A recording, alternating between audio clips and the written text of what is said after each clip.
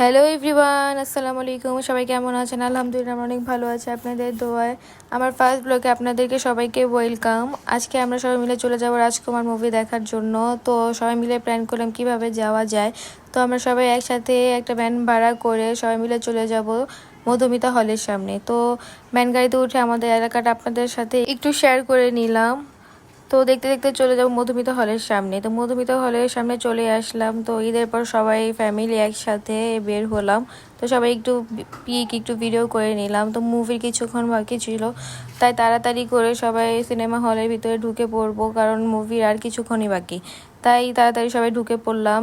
আর এখানে আমার মা, আমার মামি, আমার বোনেরা সবাই একসাথে বসে আছে যার যার সিটে। তো একটু পরে আমাদের মুভি শুরু হয়ে যাবে।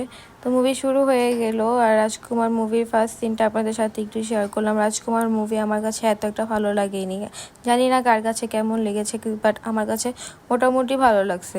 আর প্রিয়তমা মুভি আমার কাছে খুবই ভালো লাগছে। প্রিয়তমা মুভি তো বলার বাহিরে এত সুন্দর হয়েছে, বাট রাজকুমার মুভি এত একটা ভালো লাগেনি।